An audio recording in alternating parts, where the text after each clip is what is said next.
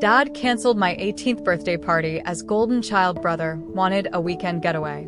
So a couple of weeks ago, I was all set for my 18th birthday. I'd been looking forward to it for months. I mean, 18 is a big deal, right? I had this whole plan with my friends. Hang out, maybe go to the movies, grab some dinner, nothing too crazy. It was supposed to be simple, but fun. Plus, my dad, Will, had agreed to pay for everything, which was nice because, well, I don't have much money of my own yet. But of course, my little brother, Matt, had to ruin everything. Matt's 15, and to be real, he's my dad's favorite. It's not even a secret at this point. He's been Dad's golden boy ever since our mom, Sharon, passed away from cancer a couple of years ago. Ever since then, Matt can basically do whatever he wants and Dad just goes along with it. Meanwhile, I'm the one who's just expected to deal with it. So the day before my birthday, everything's fine. I'm excited. My friends are texting me. We're talking about what we're going to do, and then Matt comes into the room throwing one of his classic tantrums. Turns out he didn't make the school football team. Honestly, it's not a shocker. Matt's not great at sports. He likes to think he is, but he's kind of lazy and has zero team spirit. Still, he takes it like it's the end of the world. He's all worked up saying he needs to get away for the weekend to clear his head. I'm sitting there like, wait, what? I mean, it's my birthday. My birthday. I've been planning this for months, and now he wants to just disappear? I'm thinking there's no way Dad's gonna let this happen, right? Wrong.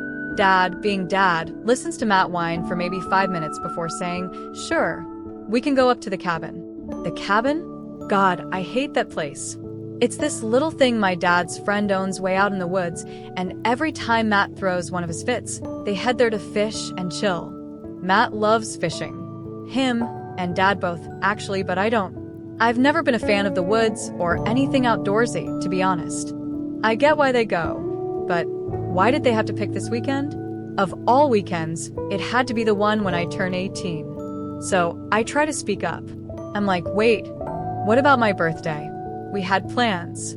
I'm thinking maybe Dad just forgot. Maybe he'll realize what's going on and be like, oh yeah, your birthday. We can do both. But nope. Matt starts saying how he really needs this trip and how he's had such a rough week, and Dad just eats it up, and that's when I kind of snap. I tell them both that there's no way I'm staying home by myself on my birthday while they go on some stupid fishing trip.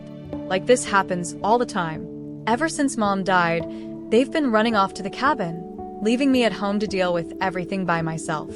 And usually, I don't mind staying home alone. It's kind of nice, to be honest. But on my birthday? No. Just no. But Matt, being the selfish little brat that he is, says he doesn't want me to come. He straight up tells Dad that if I'm there, it'll ruin his trip because he doesn't want to deal with me. And somehow Dad agrees with him.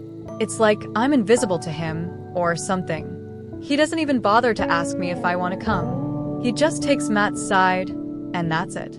End of discussion. At this point, I'm fuming. I tell Dad that if he doesn't let me have my birthday plans, I'll just invite my friends over anyway. I mean, what's the worst that could happen?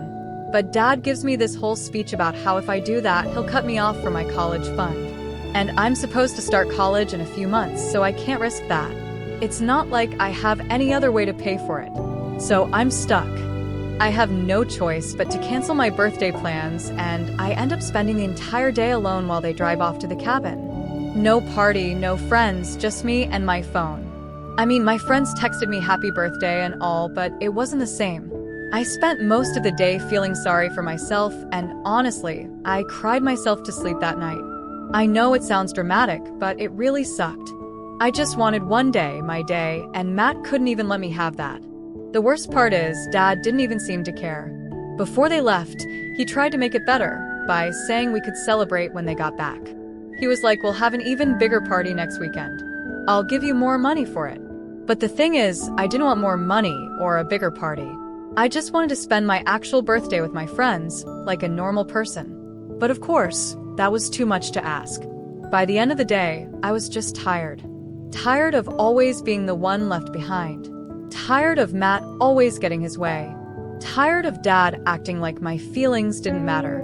And the thing is, this wasn't the first time something like this had happened.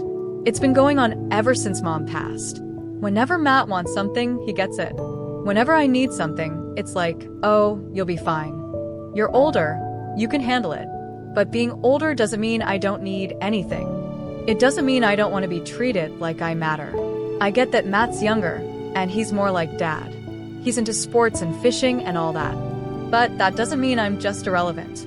But that's how it feels sometimes.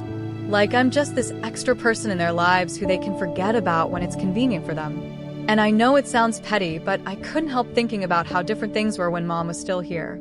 She was the one who things balanced. She didn't let Matt get away with everything, and she made sure I was included. But now, without her, it's like everything's changed. And I get it. Dad's probably still grieving in his own way. But it feels like he's using that as an excuse to just focus on Matt and ignore me. That night, lying in bed, I couldn't stop thinking about it. I kept going over all the times Dad had put Matt first and all the times I'd been pushed aside. And it just made me angry. Not just at Dad and Matt, but at myself too. I kept thinking, why do I let this happen? Why don't I stand up for myself more? But then I remember why. Because whenever I do, Dad threatens to take something away like my college fund. And I can't afford to lose that.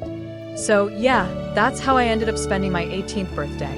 Alone, angry, and wondering if things will ever change. Spoiler, they probably won't. So after my depressing birthday and everything, I wake up the next morning still feeling like crap.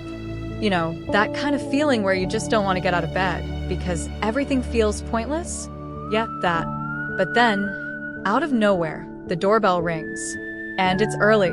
Like, way too early for anyone to be visiting, especially since Dad and Matt are gone. And I hadn't invited anyone over.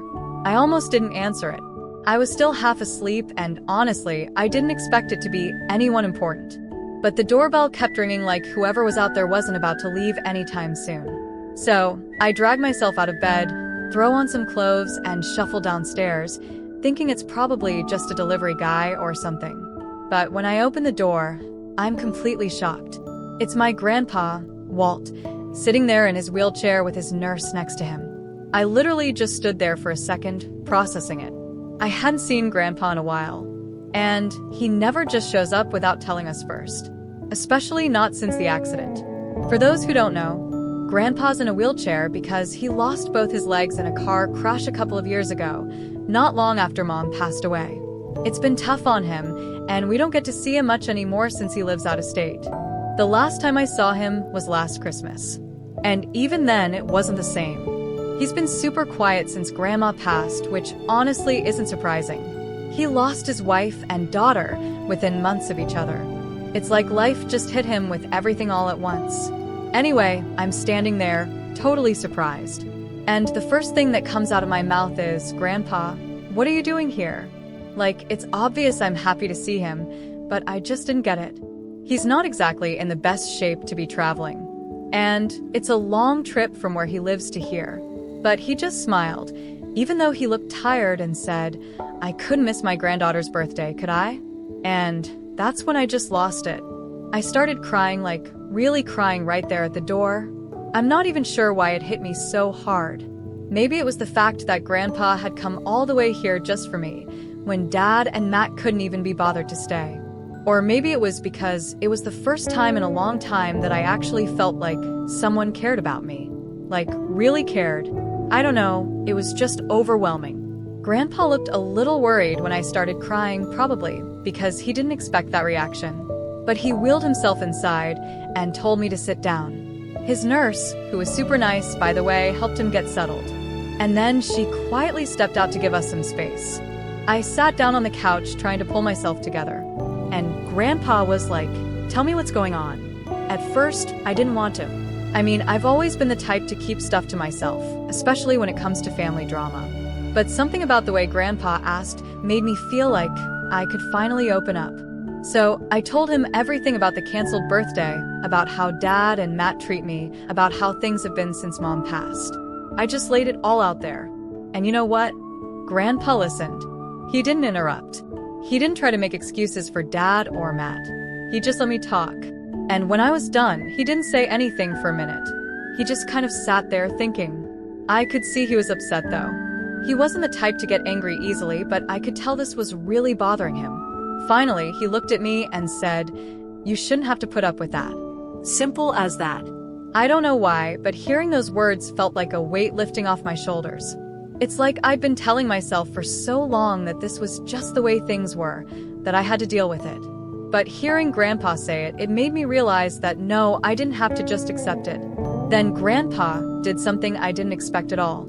He told me, "Why don't you come live with me for a while?" At first, I didn't know if he was serious. Like, I've always loved Grandpa, but moving in with him, that's a big step. But he was serious. He said that since I was about to start college soon, and my school was closer to his place than here, it would make sense for me to stay with him. Plus, he said he didn't like the idea of me being alone here with Dad, and Matt treating me like this. I couldn't believe it.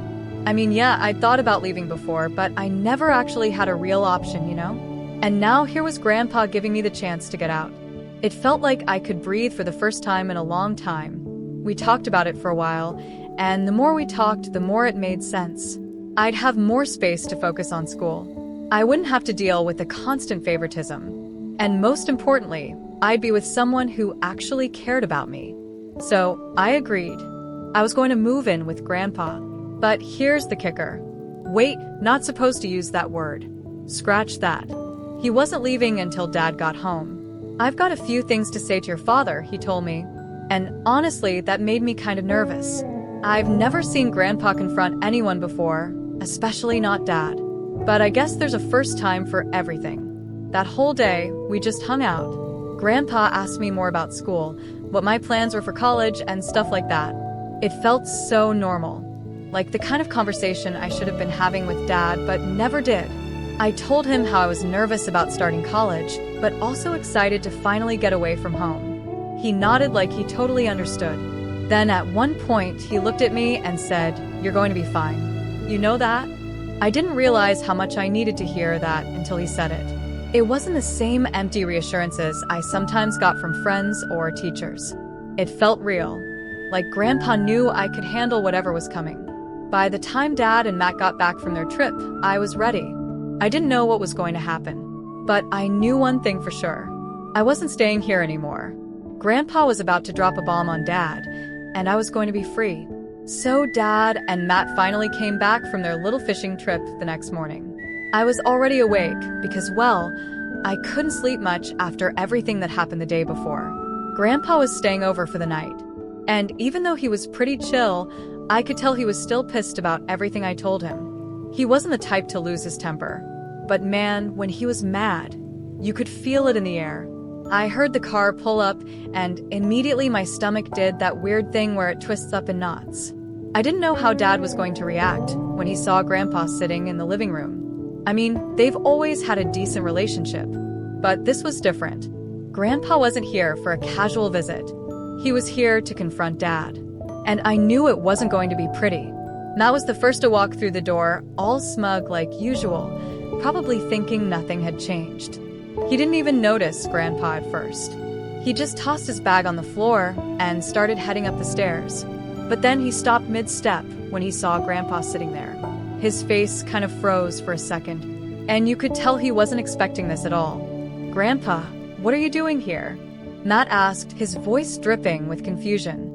He probably thought Grandpa had come for a surprise visit, like some happy family reunion. But nope, this wasn't that kind of visit. Before Grandpa could even answer, Dad walked in carrying a couple of fishing rods and looking tired but happy. I could tell he was in a good mood, probably because he thought they just had the perfect little father-son trip while I was home alone, forgotten as usual. But then he saw Grandpa, and it was like a switch flipped. His smile dropped. And suddenly, he looked nervous. Like, really nervous. "Dad," he said, setting the fishing rods down. "What's going on? You didn't say you were coming." Grandpa didn't waste any time. He didn't even bother with small talk or pleasantries. He just looked right at Dad and said, "We need to talk well." And that was it. Just 4 words. But the tension in the room shot up to about 100. Matt, sensing that things were about to get serious, mumbled something about going to his room and started slinking upstairs. Classic move, avoiding any confrontation that didn't involve him. Dad, on the other hand, Looked like he'd been caught doing something he shouldn't have. He glanced at me, probably trying to figure out what I told Grandpa, but I didn't give him anything. I just sat there quietly, waiting for the storm to hit. "Let's sit down," Grandpa said, his voice calm but firm. He wasn't asking. He was telling. Dad hesitated for a second, but then nodded and sat down across from him. I didn't know what to do with myself, so I just kind of hovered in the background, not really wanting to leave, but not sure if I should be there. Grandpa noticed, though, and he turned to me and said, "You should hear this to sit down." So I sat. My heart was pounding in my chest, and I could feel the tension crackling between them. Dad shifted uncomfortably in his seat, and I think he was trying to figure out how bad this conversation was going to get. Grandpa started slow, which surprised me. He didn't immediately jump into an attack, even though I knew he was mad. He began by talking about Mom. He talked about how much he missed her, and how losing her was the hardest thing he's ever gone through. I could see Dad getting more and more uncomfortable because, let's be real, he probably didn't want to talk about Mom at all. But then Grandpa shifted gears. "I'm here because I've been hearing things about how you've been treating your daughter," he said, his voice dropping into that serious tone that makes people sit up straight and pay attention.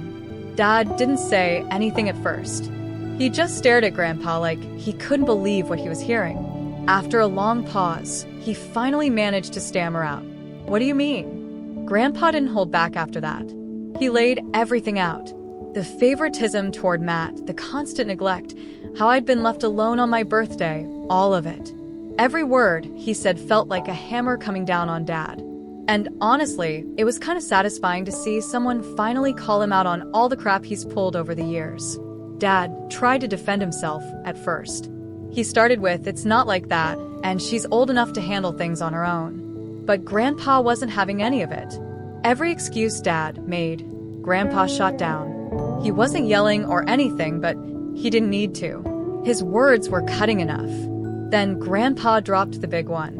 "You're treating her like she doesn't matter," he said, his voice sharp. "Your daughter just turned 18, and you couldn't even be bothered to stay home for her birthday. You chose to take Matt fishing instead." Dad's face turned red.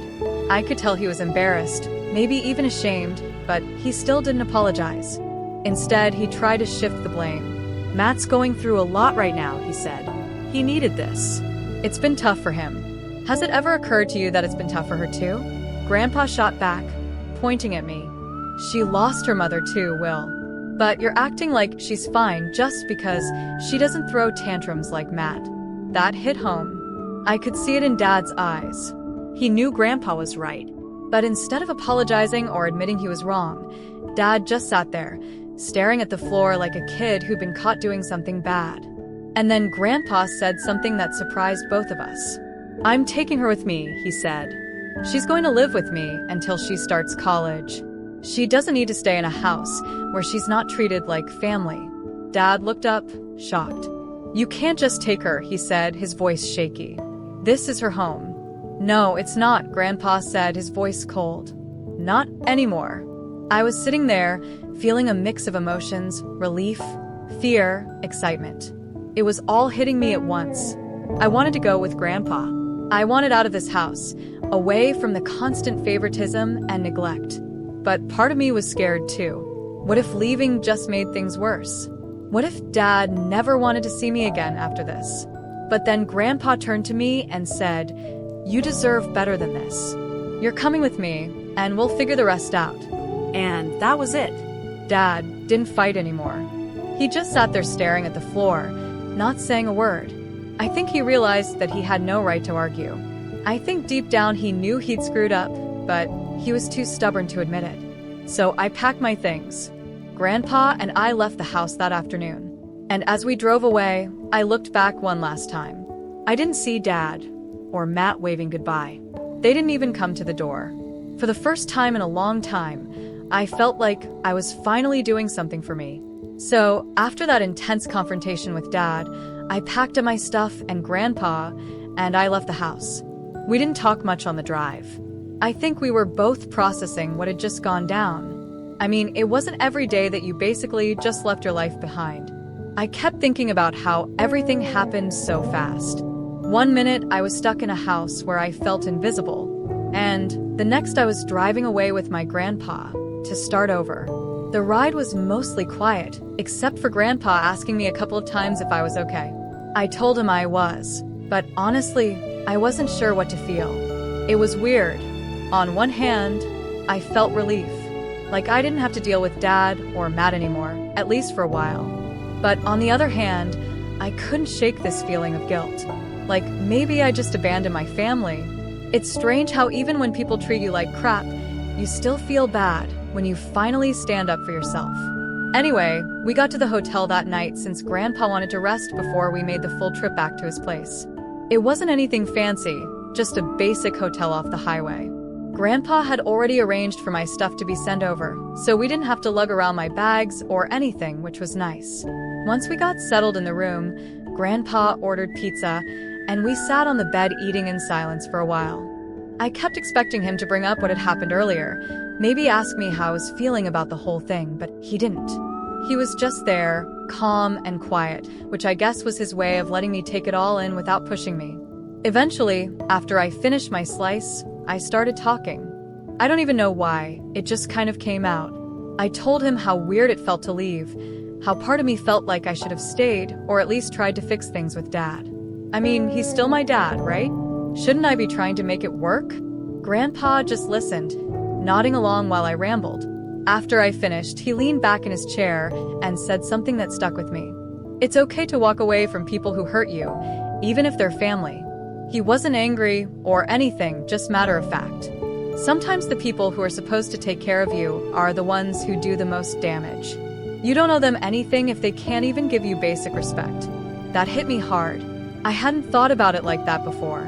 I'd always assumed that family was family, no matter what, and that you just had to deal with whatever they threw at you. But hearing Grandpa say it like that, it made me realize that I had a choice. I didn't have to stay in a place where I wasn't valued. I didn't have to keep trying to please people who couldn't be bothered to care about me. The next morning, we hit the road again. Grandpa's house was a couple of states away, so it took us most of the day to get there. I was feeling a mix of emotions, excited to be starting fresh, but also kind of anxious about what that really meant.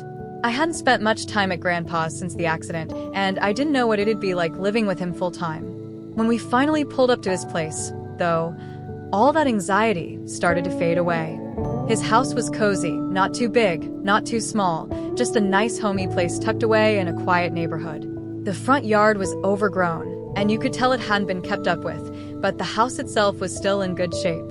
Sorry about the mess, Grandpa said, chuckling as we walked up to the door. I'm not as spry as I used to be, but I manage.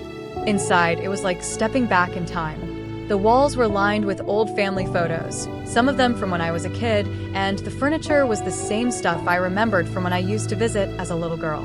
It smelled like wood polish and old books, and for the first time in a while, I felt safe, like I was in a place where I could just breathe. Grandpa showed me to my room, which used to be the guest room but was now officially mine. It was simple, just a bed, a dresser, and a small desk by the window, but it was perfect. I sat on the bed, taking it all in while Grandpa wheeled himself in and asked if I needed anything. Nah, I'm good, I said, smiling for what felt like the first time in days. This is nice. I'm glad you're here, Grandpa said, and I could tell he really meant it. The next few days were pretty low-key. Grandpa and I settled into a routine pretty fast. He had his nurse come by a couple of times a week to help him with things, but for the most part, he was independent. I helped out where I could, mostly with stuff around the house like cooking and cleaning. It wasn't anything major, but it felt good to be useful, to feel like I was contributing something instead of just being a burden. We didn't talk about Dad or Matt much. It's like we both silently agreed that we didn't need to dwell on it. I was focusing on getting ready for college, and Grandpa was helping me with whatever I needed.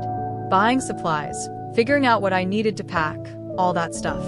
It felt like, for the first time in forever, I wasn't walking on eggshells. But then, about a week after I moved in, Dad texted me. I remember it so clearly because I'd been half expecting him to reach out sooner. The message was simple. He said he was sorry. He said he didn't realize how much he'd hurt me and that he wanted to make things right. I didn't know how to respond.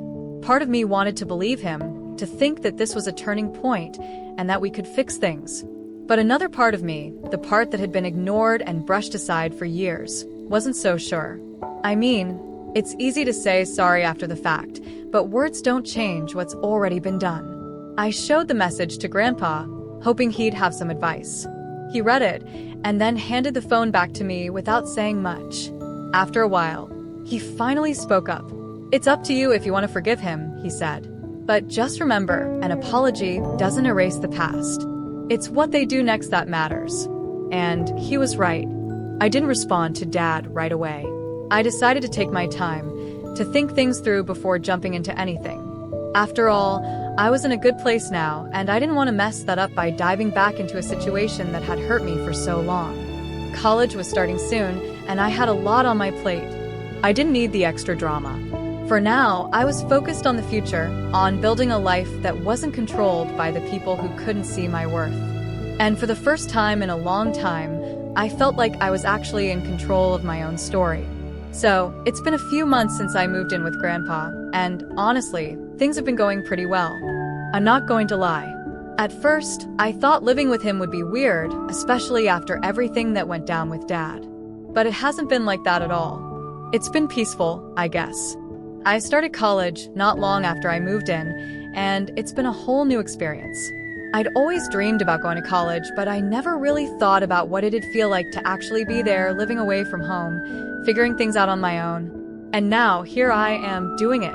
The funny thing is, once I got to college, everything about home, Dad, Matt, the house, all the crap I dealt with just sort of faded into the background. It's like I finally had the space to just be, to think about myself for a change. Instead of constantly worrying about what Dad or Matt needed, or what I wasn't getting from them. I know it sounds cheesy, but it was like this weight had been lifted off my shoulders. I've made some friends too, which, to be real, I wasn't expecting to happen so fast. I'm not exactly a social butterfly, and I figured it'd take me a while to meet people. But the second week, I met this girl, Kayla, who's in AI, had a little group, Kayla, and then a couple of other people from our dorm. It's nothing like high school, where everyone was in these cliques. College is different. People just hang out because they get along, not because they feel like they have to. Anyway, classes have been going well. A little more intense than I expected, but I'm managing. Grandpa's been a big help with keeping me grounded. He calls me a couple of times a week to check in, and whenever I go back to his place on weekends, he's always there, ready to listen if I need to vent about anything. It's been nice having that stability. I never realized how much I needed it until I got it, but of course, life isn't all perfect. About a month into school, Dad texted me again. It was a pretty long message this time. He said he missed me, that the house felt empty without me, and that he was sorry for everything that happened before I left. He kept going on about how he wanted to fix things, how he knew he'd been wrong, and how he was ready to make it up to me. Part of me wanted to believe him. I really did. I mean, I missed my dad, too. Or at least, I missed the idea of having a dad who cared. But I also couldn't forget all the years of feeling like I didn't matter, like I was always second place to Matt. I'd been burned too many times to just jump back into things with him like nothing had happened. I didn't respond right away. I showed the message to Grandpa again, and he just nodded, like he knew this was coming. "It's up to you, but don't feel rushed," he said, in that calm, steady way he always talks. "You've got time to figure out what you want." And that's the thing. This time, I felt like I did have time. I didn't need to rush back into a relationship with Dad just because he said sorry. For once, I could take my time and decide what was best for me. A couple more weeks went by, and I still didn't respond. I thought about it, sure, but every time I went to type something, I stopped. It just didn't feel right yet. I wasn't ready to go back to that, not when I was finally starting to feel like my own person. But then, something happened that really shook me up. One weekend, I was back at Grandpa's, and we were just sitting in the living room watching TV when his phone rang. He answered it, and I could tell right away that something was wrong by the way his face changed. He didn't say much, just nodded and gave a few short answers before hanging up. "What's going on?" I asked, already feeling that pit forming in my stomach. Grandpa sighed, rubbing his face like he was trying to find the right words. "It's your dad," he said finally. "He had a heart attack." I just sat there, stunned. I didn't know what to say. I mean, yeah, Dad wasn't young, but he wasn't old either. A heart attack. It felt unreal. He's in the hospital now, Grandpa continued. The doctors think he'll be okay, but it was serious. I didn't even know how to react. Part of me felt this rush of panic, like I needed to drop everything and go see him. But another part of me, the part that had been holding on to all that anger and hurt, wasn't sure if I could. I hadn't talked to him since he texted me weeks ago, and now this? It felt like the universe was throwing me some kind of messed up test. Grandpa didn't pressure me. He just gave me space to process it. He said we could go visit Dad if I wanted to, or we could wait and see how things went. I appreciated that. He wasn't trying to force me into doing anything I wasn't ready for. That night, I lay awake for hours, thinking about everything. Thinking about all the times Dad had made me feel invisible. All the times he chose Matt over me. All the hurt I'd carried with me for so long. But then I thought about the good times too. There were moments when Dad had been there for me, moments when it felt like we had a real connection, even if they were few and far between. By the next morning, I knew what I had to do. I wasn't going to pretend like everything was fine between us, but I also couldn't just ignore the fact that he was my dad. So I told Grandpa that I wanted to go see him, at least to hear him out.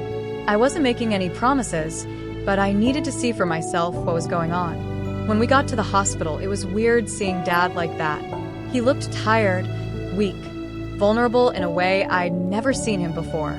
I guess that's what a heart attack does to you. It knocks you down a peg. He didn't say much at first, just looked at me with this expression that I couldn't quite read. But after a while, he finally spoke. "I'm glad you came," he said, his voice raspy. I nodded, not really sure what to say. It wasn't exactly a happy reunion. We both had a lot of baggage between us, and it was going to take more than a hospital visit to fix that. "I know I've been a crappy dad," he continued after a long pause. "I don't expect you to forgive me right away, but I want to try. I want to be better." I could hear the sincerity in his voice, and for the first time in a long time, I felt like maybe, just maybe, he meant it. I didn't know what the future held for us. But as I sat there holding my dad's hand, I realized that maybe it was time to start letting go of some of that anger. Not for him, but for me. Because if there's one thing I've learned through all this, it's that holding on to pain doesn't make you stronger. It just keeps you stuck in the past, and I was ready to move forward.